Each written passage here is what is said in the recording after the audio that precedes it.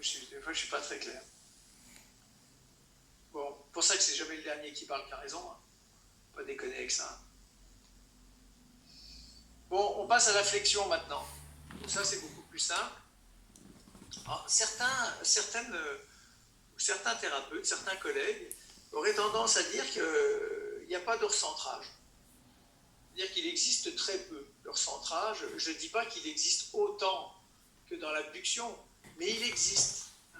Et pourtant, alors, ce qui est très étonnant en plus, c'est que vous avez des thérapeutes qui sont capables de vous dire « Ouais, mais André, de me dire André, le recentrage, c'est bien dans l'abduction, on comprend bien le truc. Ou le glissement, on comprend. Maintenant, dès qu'on est dans une flexion, les plans ne sont pas les mêmes par rapport à la glène, et donc on a très très peu de recentrage. Ouais, moi je veux bien. Et puis dans le même temps, il se recommande de thérapie manuelle. Hein, ils se disent grands thérapeutes manuels. Et en thérapie manuelle, la première des choses que l'on regarde, je ne peux pas le faire des deux côtés parce que j'ai vraiment mal à une épaule gauche en ce moment. Mais la première des choses, c'est de faire quand vous faites un bilan et que les gens ont droit à l'actif, c'est de faire ce que j'appelle moi une démonstration fonctionnelle. La démonstration fonctionnelle, ça peut être l'aire fonctionnelle que je vous ai donné, qui est connue, un peu reconnue, absolument pas validée. On est d'accord. Donc pour les BPistes que vous êtes, ou les futurs BPistes, c'est de la merde.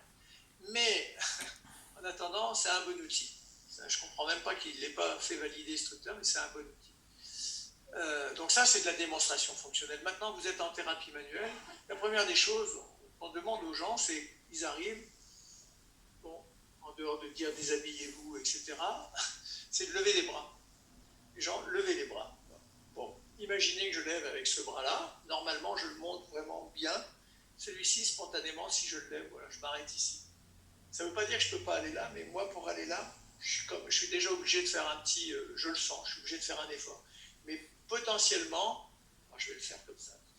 C'est le mec qui est vraiment l'estropié du coin.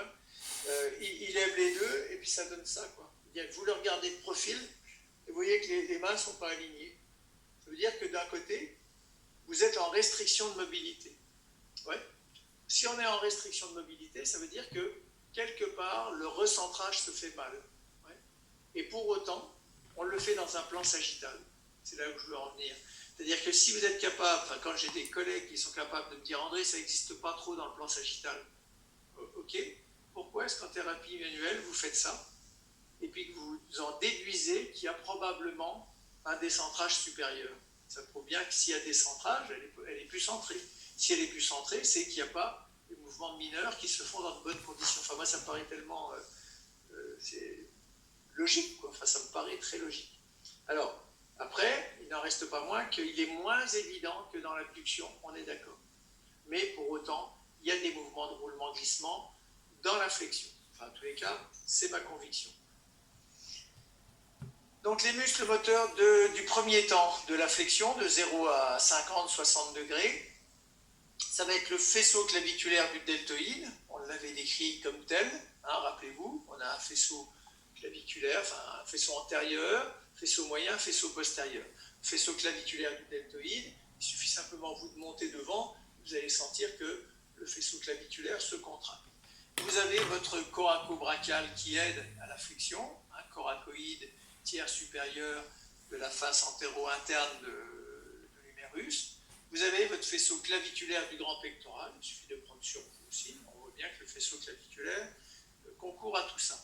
Et bien sûr, pour avoir un mouvement harmonieux, il faut une stabilisation de la tête humérale par le plan profond, c'est-à-dire les muscles de la coiffe. Là encore, les muscles de la coiffe ont leur importance avec un bon fonctionnement et un bon ratio des rotateurs externes sur les rotateurs internes.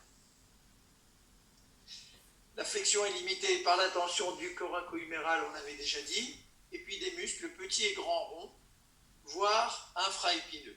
C'est-à-dire qu'avant de vouloir récupérer de la flexion, on l'avait déjà dit un petit peu avant de vouloir récupérer de l'abduction, je vous avais dit qu'il fallait essayer d'avoir une liberté de tout ce qui était tissu mou, et notamment de tout ce que j'appelais les fermeurs homo-huméraux, les fermeurs homo-huméraux étant principalement les grands, c'est-à-dire qui ont une action d'adduction-rotation interne, alors que nous, on veut une abduction, rotation externe. C'est pour ça déjà que la rééducation dite des longs abaisseurs, je n'y crois absolument pas dans ce cadre-là, en tous les cas, dans ce cadre-là.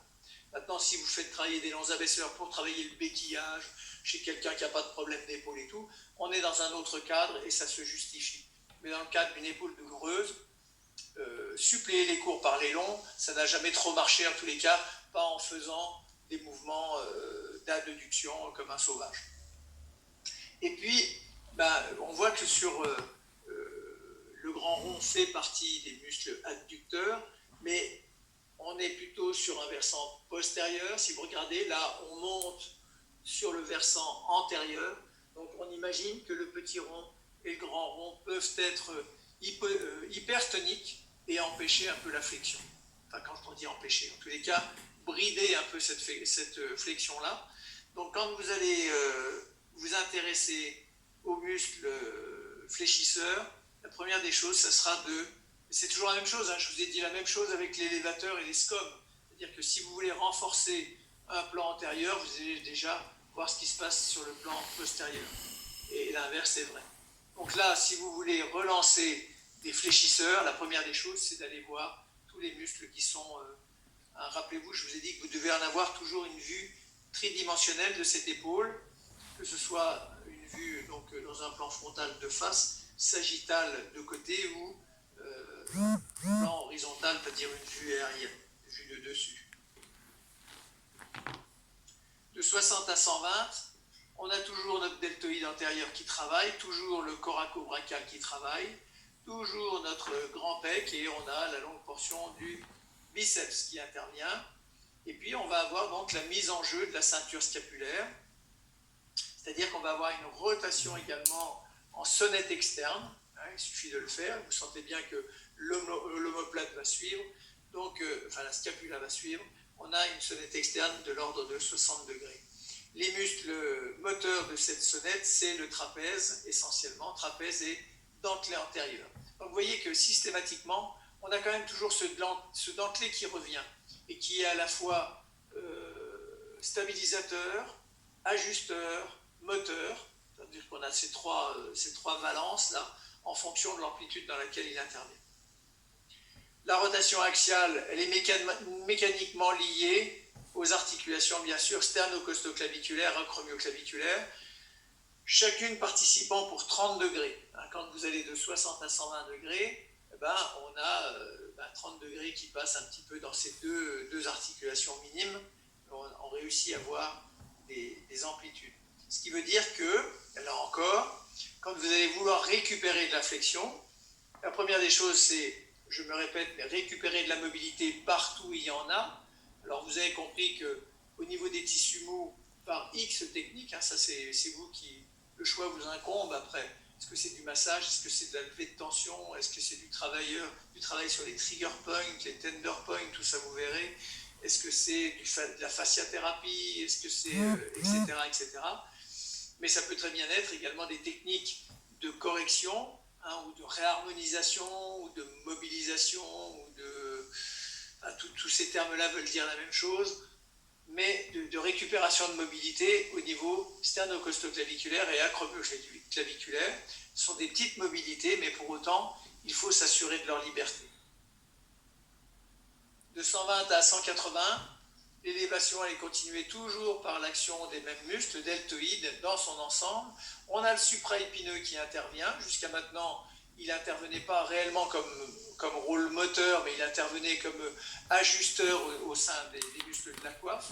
Là, il intervient pour les derniers degrés de flexion. On a le faisceau inférieur du trapèze qui va aider en fait la sonnette externe. Et puis on a notre dentelé antérieur qui va stabiliser tout ça. Le mouvement de flexion est bloqué dans la scapulo-humérale et la scapulo-thoracique. Quand on a ça, il faut faire intervenir le rachis comme dans l'abduction. Et sachez qu'on l'avait dit, mais la flexion c'est de l'ordre de, pareil, 160 degrés, les 20 derniers degrés, toujours d'élévation sont dévolus au rachis. Maintenant sur l'extension, ça va être complètement l'inverse. L'extension va s'effectuer à deux niveaux, soit dans la scapulo-humérale, soit, c'est pas soit, c'est et, c'est et ou, hein, avec des proportions différentes. Mais au niveau de la scapulo-humérale, on va avoir l'intervention grand rond, grand dorsal qui sont extenseurs, deltoïde postérieur, petit rond, plus ou moins triceps brachial qui a une valence d'extension. Maintenant, pour la scapulo-thoracique, c'est les rhomboïdes, le faisceau moyen du trapèze et le grand dorsal. Le grand dorsal par son insertion inconstante sur la scapula. Inconstante, mais je peux vous dire que quand vous avez des problèmes de pointe de scapula, ce qui est mon cas en ce moment, c'est pour ça que je ne peux pas trop bouger de l'autre côté, on s'aperçoit tout de suite que c'est un carrefour, hein, il y a plein de choses là-dessus et dès que vous bougez, c'est un peu douillé, il faut reconnaître. L'équilibre des couples musculaires dans le plan sagittal, flexion-extension, il faut toujours imaginer pour que ce soit bien centré, que quand vous avez une action des agonistes en concentrique, vous avez dans le même temps une action de type freinatrice. Je ne dis pas excentrique parce que l'excentrique, ça fait toujours... alors ça a fait peur pendant des années en rééducation, parce que l'excentrique crée les DOMS, les douleurs d'origine musculo-squelettique, mais voilà, dès que vous freinez un mouvement, c'est malgré tout de l'excentrique, mais par définition, l'excentrique, c'est au-delà de l'ARM, quoi. Hein. Quand on définit quelque chose d'excentrique, c'est logiquement, quand on parle en résistance maximale, bien sûr, en résistance maximale, on peut travailler en sous-maxima, hein. Quand vous faites du freinateur, là je travaille en sous-maxima et je fais pourtant de l'excentrique, d'accord ? Mais dans mon esprit, c'est plus du freinateur que de l'excentrique. L'excentrique, ça fait vraiment appel à des charges, pour moi, lourdes, de l'ordre de 120 à 150% de l'ARM. Normalement, c'est comme ça quand vous êtes en charge maximale. Et je vous dis ça parce que longtemps, l'excentrique a eu mauvaise presse en rééducation, mais parce qu'on pensait excentrique tel qu'il est utilisé dans le domaine sportif, alors que ça n'a rien à voir. C'est comme, mais là je ne sais pas si j'interviendrai avec vous parce que le module a un peu changé au niveau de la kiné du sport. Je fais encore les facteurs de la force, les mécanismes de la force musculaire, les mécanismes structuraux, nerveux et liés à l'étirement. Ça, je fais encore. Mais fut un moment, je faisais vraiment tout ce qui était renforcement musculaire dans le domaine du sport. Et je fais bien, moi, la distinction, et je pense que vous allez rapidement la faire aussi, entre de la relance musculaire, du renforcement musculaire, de la musculation. Ça fait appel à des notions qui sont, en tous les cas pour moi, complètement différentes. Donc voilà, on a la stabilité de la tête par rapport à la gaine qui est assurée grâce à l'action des couples de rotation musculaire, de flexion et d'extension. C'est-à-dire que quand vous avez les fléchisseurs, je me répète, mais quand vous avez les fléchisseurs qui interviennent, eh ben vous avez les extenseurs qui freinent le mouvement. On avait déjà donné sur le couple rotateur externe, rotateur interne. Je vous avais dit qu'au sein de la coiffe, c'était très équilibré, mais que fonctionnellement, c'était déséquilibré au profit des rotateurs internes par l'intervention des grands, hein, de tous les grands qui sont adducteurs rotateurs internes. Et donc, coude au corps, quand on fait une mesure isocinétique, on a un rapport rotateur externe, rotateur interne de 2/3. C'est-à-dire que voilà, le chiffre, c'est 0,6. Au niveau du ratio fléchisseur-extenseur, on est sur 4/5. C'est-à-dire que vous avez toujours, il ne faut pas croire qu'il y a un plan postérieur qui ne fait rien quand le plan antérieur travaille. L'abduction, bon, l'abduction, ça c'est le plus facile à imaginer parce qu'on est sans arrêt en abduction. Hein. Les muscles de l'abduction, c'est les grands, hein, plus les rhomboïdes. Donc abduction, les grands au niveau de la scapulo-humérale, grand rond, grand dorsal, grand pectoral, et puis rhomboïde pour tout ce qui est, on aurait pu mettre trapèze moyen également, mais pour tout ce qui est, on devrait le mettre d'ailleurs, pour tout ce qui est abduction de la scapulo-thoracique. Maintenant, il y a des couples qui sont intéressants, mais dont on a déjà parlé, il me semble.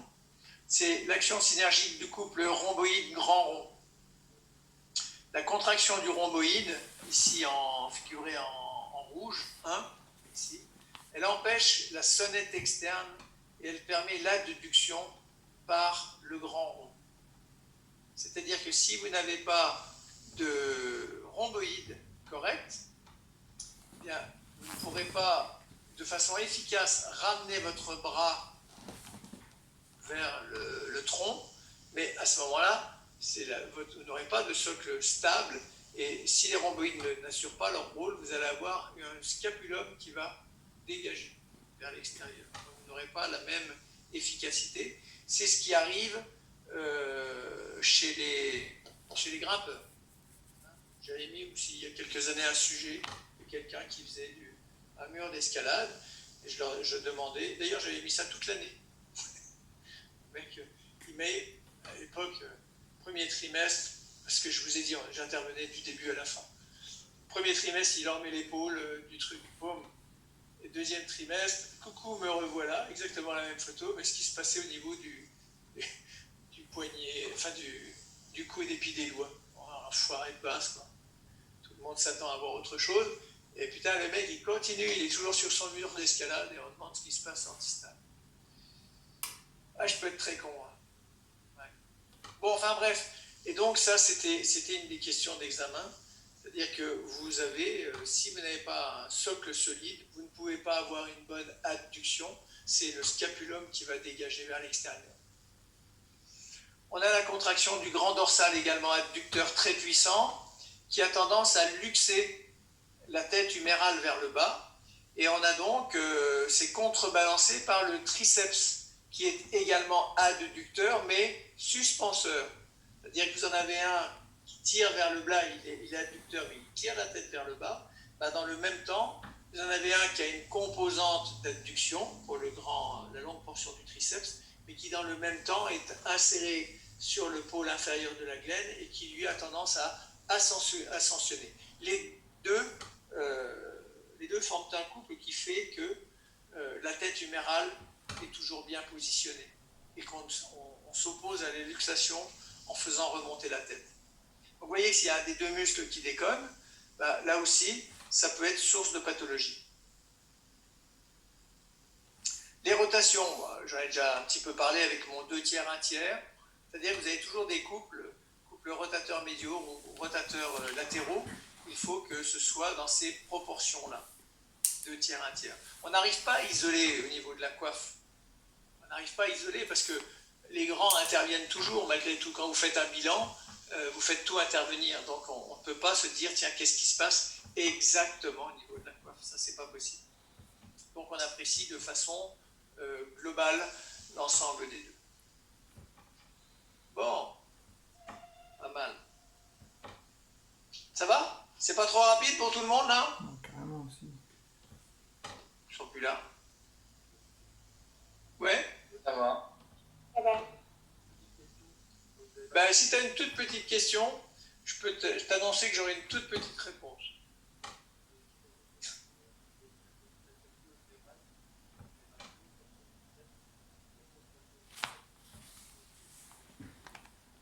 Pardon?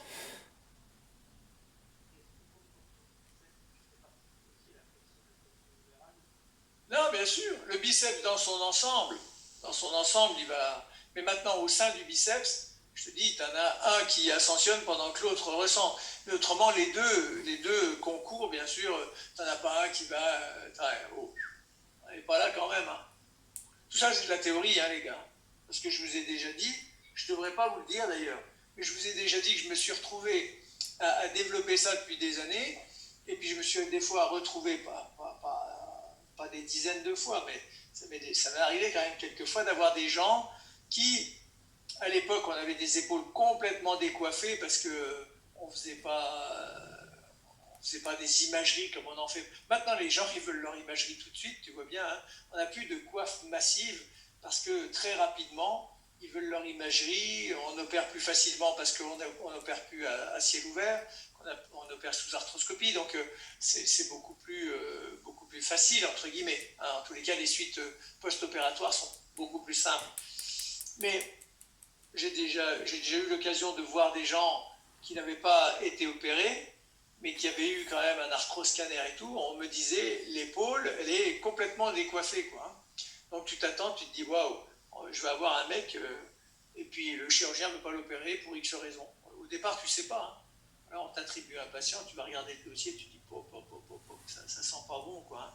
Le gars il arrive et tu lui dis, ben, levez voir les deux bras, et puis boum, il te lève les bras. Tu dis attends, c'est pas le même patient, c'est pas le même là, c'est pas ce que j'ai lu, quoi. Parce que c'est pas possible qu'il me fasse ça. Et en fait, voilà, ne me demandez pas pourquoi, et des fois ça monte. Des fois ça monte. Alors je réponds peut-être pas complètement à ta question, mais toi, au niveau du biceps, les deux travaillent. Après je te dis, il y a une portion qui ressente, l'autre qui... Parce que c'est la littérature qui nous dit ça. Te dire exactement ce qui se passe après, je t'enfumerai à te dire que je le sais, hein, je sais pas, moi, je n'ai pas de honte à dire que je ne sais pas. Je sais pas tout. Hein. Oh, ne dis pas que c'est très bien, dis, voilà, c'est satisfaisant.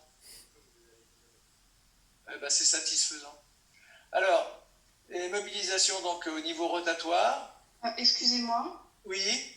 Pardon, j'aurais juste une petite question sur... J'ai une petite réponse. Mais c'est sur le ratio de rotation latérale, rotation médiale. Je crois que c'était dans le premier cours. Vous nous aviez dit que quand le bras était à 90, c'était égal. Et c'est juste par rapport à la position. Plus le bras monte, plus on se rapproche de 1. D'accord. Voilà ce que je vous ai dit. C'est-à-dire que moi, quand je fais des bilans isocinétiques, je précise toujours au médecin demandeur dans quelle position je l'ai fait. Effectivement, la position en R1, en fait, on n'est pas jamais coude complètement au corps. Il y a l'espace de la machinerie, enfin de la machine. On ne peut pas avoir un axe. Enfin, je me mets comme ça, si vous voyez. Je ne peux pas avoir un axe qui est pile en dessous parce qu'il me faut. La machine, elle est comme ça. Donc, ouais. Donc, en fait, on est dans cette position R1 modifiée, on dit. Vous voyez bien, on est dans quelque chose d'assez fonctionnel, mais plan niveau bas, quoi. Un niveau bas. Et on demande aux gens de faire ce mouvement-là. On met un 0. Alors, à nous de définir le 0. Moi, par rapport aux chirurgiens, je sais très bien que le 0, on en a déjà parlé. Pour eux, c'est pas ça. Pour eux, le 0, ça va être un plan sagittal. Donc, je le mets dans le plan sagittal. Et puis, je sais que j'aurai beaucoup plus de rotation interne que je n'aurai de rotation externe. D'accord ? Bon, peu importe. Après, ce qui nous intéresse, c'est le ratio qu'il peut y avoir au niveau du pic de couple maximum entre les rotateurs internes et les rotateurs externes. On sait que les rotateurs internes ont un pic de couple qui est situé plutôt en course moyenne, ce qui correspond à la vie, je me répète, de fonction, enfin à la vie courante, hein, de tous les jours, alors que les rotateurs externes auraient plutôt tendance à avoir un pic de couple sur la course externe. Tout simplement. Alors comment j'explique ça ? Parce qu'ils sont moins forts au départ, ils sont moins nombreux, d'accord ? Et puis il y en a 2 pour 1 plus 3, hein, pour 4. Vous voyez, tout le monde me suit là ou pas ? Non. Vous avez 2 petits ronds infraépineux. Le supraépineux, pour moi, vous aurez compris qu'il est ni l'un ni l'autre. Et puis en avant, vous avez le subscapulaire plus les 3 grands. Donc vous en avez 4 en rotation interne pour 2 en rotation externe. Et ces rotateurs externes, en fait, sont plus forts quand ils ont une mise en tension préalable, c'est-à-dire quand ils sont en course externe. Voilà.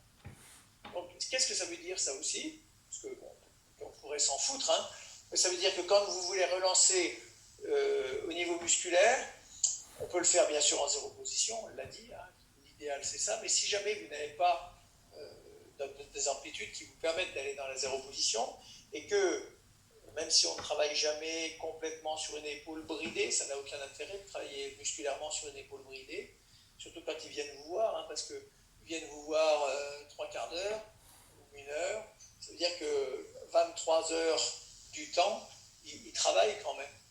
Donc s'ils viennent vous voir, souvent les étudiants, ils se jettent tout de suite sur le musculaire. Le délai de révision d'un chirurgien, quand il y a opération, c'est 9 mois, 1 an. Donc nous, on n'est pas à quelques semaines d'essayer de récupérer vraiment de la mobilité tant que c'est possible au départ. D'accord ? Et de ne pas travailler du musculaire sur une épaule qui est potentiellement bridée.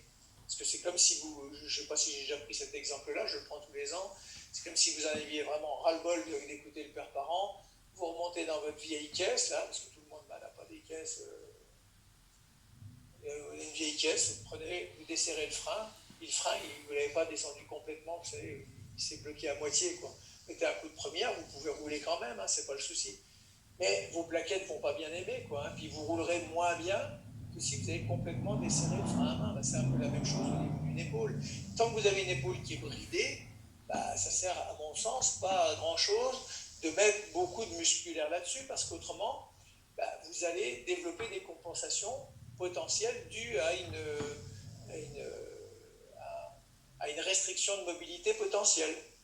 Voilà. Vous voyez, il y a toujours du potentiel, du ceci, du cela, parce que rien n'est blanc, rien n'est noir, tout est gris. Tout est dans la nuance. Et puis, il ne faut pas vouloir mettre tout le monde dans les mêmes cases, hein, ça c'est sûr.